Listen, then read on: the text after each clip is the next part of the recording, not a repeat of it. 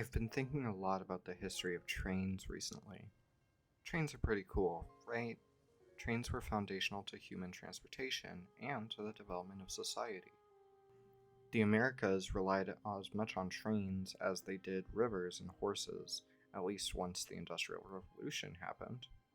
In fact, some would argue that trains were the most important invention since fire. They're pretty impressive too.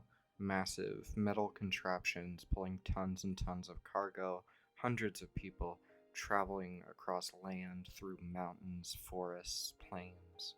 Considering how early they were developed, showing up in the late 18th and early 19th centuries, it's pretty damn cool just how long humans have been working on developing trains. If you couldn't tell by the way I speak and the slight accent I have, I'm Canadian. Very Canadian. I love maple syrup, I drink bag milks, I love my free healthcare, etc. Canada as a country sort of grew up around trains. One of the first big things we did when Canada was founded was to make a train that went across the whole continent. We used those trains to transport people. We transported food, building supplies, and even today, trains are a really important part of our economy and our personal lives. There's a train track near my house that's very important to me personally. I've gone past it so many times. You could show me a picture of one of the trees, and I'd know exactly what you're talking about. But the people who put that train track there, they weren't the first ones here, were they? There were Native Americans, indigenous tribes that existed long before Christopher Columbus. Even Leif Erikson had showed up in America. And if you know nothing about this story, then trigger warning ahead. Canada as a country grew around trains. The first thing we did when we became a country was to make a train system that would go across the entire continent. We used those trains to carry out the systematic and calculated destruction of indigenous tribes across North America, relocating them far from the land that their cultures were promised, forcing them onto reserves, where their children were kidnapped and had their identities and humanity stripped from them. Thousands and thousands of human children thrown into train cars like cattle, shipped on train tracks just like the one outside my house. Sent to residential schools away from their parents, their tribes, the people they loved and grew up with. Their history was denied, their language was banned, and our government still refuses to fully acknowledge the extent of the damage done to them. This video is about genocide. It's about the people who deny it, and it's about science fiction. Chapter 1: The Holocaust. According to the United States Holocaust Memorial Museum, Holocaust denialism originated before the Holocaust was even made public knowledge. Heinrich Himmler, the leader of the SS, said that the mass murder of European Jews was never to be recorded. Instead of writing letters that openly admitted to killing Jews, ethnic Poles, Slavs, etc., the Nazis instead used euphemisms. To quote the USHMM, in order to hide the killing operation as much as possible from the uninitiated, Hitler ordered that the killings not be spoken of directly in German documentation or in public statements. Instead, the Germans used codenames and neutral-sounding terms for the killing process. In Nazi parlance, for example, action referred to a violent operation against Jewish or other civilians by German security forces. Resettlement to the east referred to forced deportation of Jewish civilians to killing centers in German-occupied Poland, and special treatment meant killing. When news of the Holocaust reached Britain and the US, the Nazis used a massive disinformation campaign in order to hide their horrors, including masking over a real ghetto and allowing the International Red Cross Commission to visit it. There was huge skepticism from the Western public, not due to anti-Semitism, but due to the horror of it all. People struggled to comprehend the violence that was occurring to innocent civilians, and in many cases was straight up contrary to the Nazi war effort. Many compared the German killings of Jews to the reports of German atrocities in World War I, which ended up being overwhelmingly false. However, in this case, the atrocities were very, very real. After World War II, the denial of the Holocaust went from being fearful negligence to outright anti Semitic. Nazi war criminals who were on trial after the war attempted to paint the picture of having simply been patriotic collaborators and attempted to negate the crimes committed by themselves in order to show themselves in an honorable light. Holocaust denial continues to be a way to launder anti Semitism into segments of society and media. It seeps into film, art, literature in the same way that people deny the horrors of the residential school system. Holocaust denial is often used by fascists to rehabilitate the image of the Nazi Party. Fascists like Richard Spencer, Milo Yiannopoulos, and their ilk know that there will never be a resurgence of fascism as long as people associate fascists with genocide. Another aspect to this association, however, is that because fascism is synonymous with genocide, we often ignore genocide being done by supposedly non-fascist countries. Chapter 2: 76 Years of Suffering. So, let me tell you a story. In 1916, with help from the British Empire, Arab forces in what was then Palestine drove the Ottomans out of the Levant. At that time, the British had agreed to honor Arab independence in case of a revolt. However, in 1917, the British government announced support for the establishment of a home for the Jewish people in Palestine. At that point, Palestine was controlled by the Ottoman Empire, and while it did have a small minority Jewish population, it was majority Arab. At this point in history, the idea of establishing a Jewish state was quite niche, so the lead up to this announcement, now known as the Balfour Declaration, was a huge deal for Zionists like Theodor Herzl, the grandfather of the Zionist movement. In 1920, the British created Mandatory Palestine, a governing body that was meant to ensure peace in the Levant. Almost immediately, Zionist Jews began buying up land within Palestine, and Zionist militias started attacking Arabs, driving them from their homes. This quickly sped up when, in 1945, Zionism saw a huge surge in popularity, as Zionists around the world argued that a creation of a Jewish state would prevent another Holocaust. And in 1947, the United Nations created a partition plan for Palestine, dividing the land into the State of Israel and the Kingdom of Jordan, located in the west bank of the Jordan River. Alongside all of this, the Kingdom of Egypt established the All-Palestine Protectorate in what is now dubbed the Gaza Strip. So needless to say, tensions were pretty high.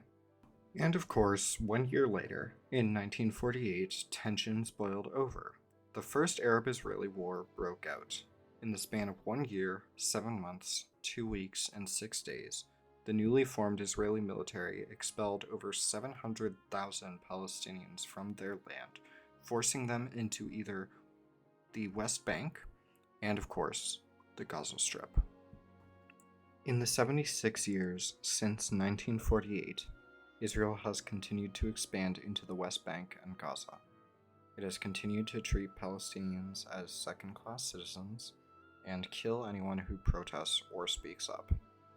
It has blockaded food, building supplies, etc. since 2014, and in 2022, Israeli forces illegally shot and killed Al Jazeera journalist Shireen Abu Akleh, and in 2023, after an attack by the Palestinian militia Hamas, Israel launched an all-out siege on the people of Gaza. In the weeks since, the IDF has killed over 30,000 Palestinians, including unarmed women and children, in Gaza alone. Israel officials have repeatedly called for the destruction of all of Gaza and continued to block humanitarian aid into the Gaza Strip. I don't think that it needs to be said that this is a modern genocide by a liberal democracy. And what, dear viewer, are officials doing? What is, for example, the United States, who has given over $300 billion of financial and military aid to Israel, doing to stop this? Denial. Joe Biden continues to deny Israel's intentional genocide of Palestinians. The U.S. State Department continues to call for even more aid to be sent to Israel, and the only Palestinian Congress member was censured for making a statement that has existed and been used since 1948. So, in the midst of all this, how might we, regular people, combat this new wave of genocide denial? How can we do our part to stand with the Palestinian people and to stop the spread of misinformation? I propose we look to media, for example. And if you know me, then you know exactly where I'm going to look. I did it, they were Viet Cong. Exactly. So were you thinking of that at the time? So it was a very anti-authoritarian, very kind of 60s against the man kind of thing, nested deep inside a fantasy. Or a colonial, we're fighting the largest empire in the world. Right.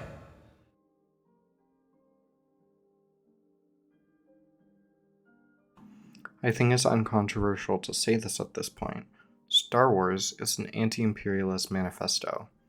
When the first film released in 1977, the Vietnam War had ended only 2 years prior, and it was fresh in the American mind, especially in the mind of young Americans like George Lucas. As he said, they were fighting against the largest empire in the world. It's no wonder, of course, that the empire was made to mimic that of other imperialist nations, specifically Nazi Germany, down to even their iconography, their emblems, and of course, their armor. Lucas had even thought to use the same filming style as Leni Riefenstahl to portray everything from the Imperial March to the way Vader walked, and even to how the rebels acted in his presence. Lucas's films, however, don't dwell on the civilian resistance that is implied in the lore. Most of us cannot and will not be revolutionaries. I won't be leading the hordes of revolutionaries bursting down the doors to the government, and if you're like me, you probably won't be either. And frankly, revolution cannot be won without the support of the people.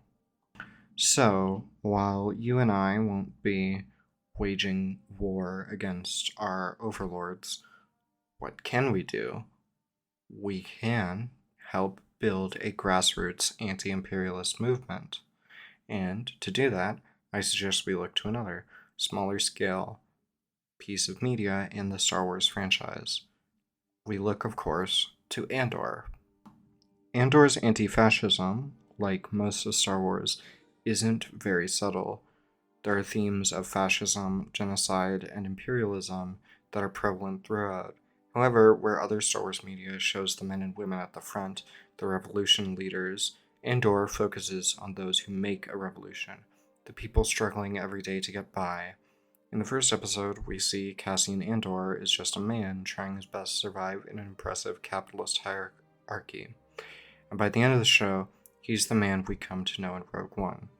We see how Pre-Mor not only works with fascists, but enforces fascist hierarchy within itself.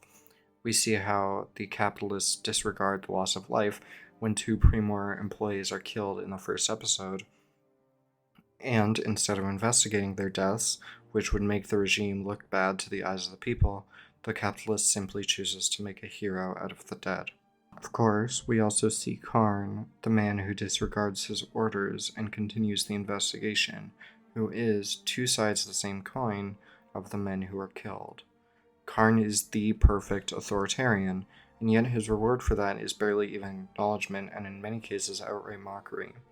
Those around him see the falseness in his performance of authoritarianism. We see this when he gives his speech near the end of episode 2. On the other hand, the 2 men who harass Andor at the start of the show, who kick off the Men plot, are men who replicate the fascist structure of the Empire, harassing civilians and keeping them in line. It's Cassian's basic resistance to this that ends up victimizing him, but that's not what makes him a revolutionary. Cassian has a spirit inside of him, and it's his interaction with Luthen in episode 3 that ignites the flame. By simply talking about Palestine, showing individuals the injustice that exists in our world, not many people will listen, but it's the people who do listen that will fight to change things. Not all of us will lead the revolution, but we don't need to lead it. We need to do our part to build it.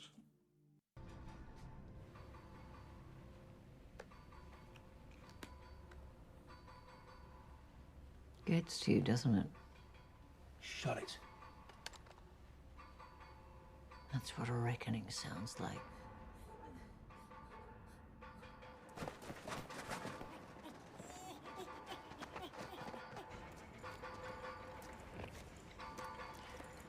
You wanted to stop, but it just keeps coming. I told you to shut up!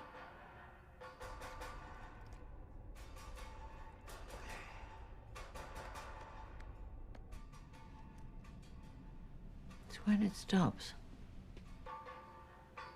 That's when you really want to start to fret. Why? What happens then?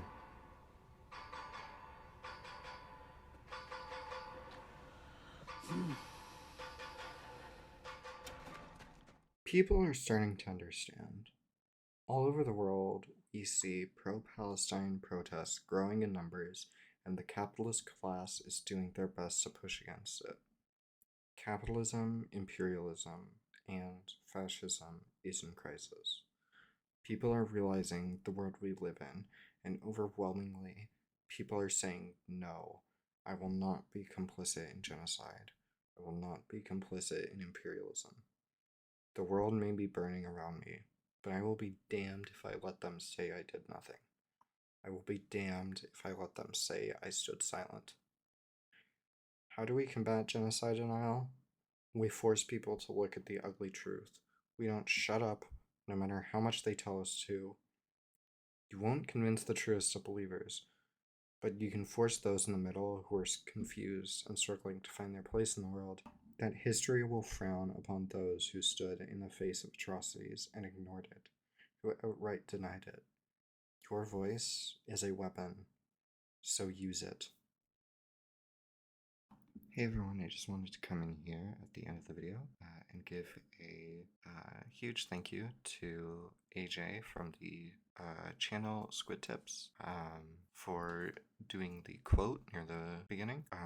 And also that you can find a complete unedited version of this script in the description that contains the links to all my sources lined out in where they appear in the video. Really appreciate that you took the time to watch this. It's a bit different to what I normally make. Hopefully this will be the new standard going forward. I'll see you next time. Have a very, very wonderful day.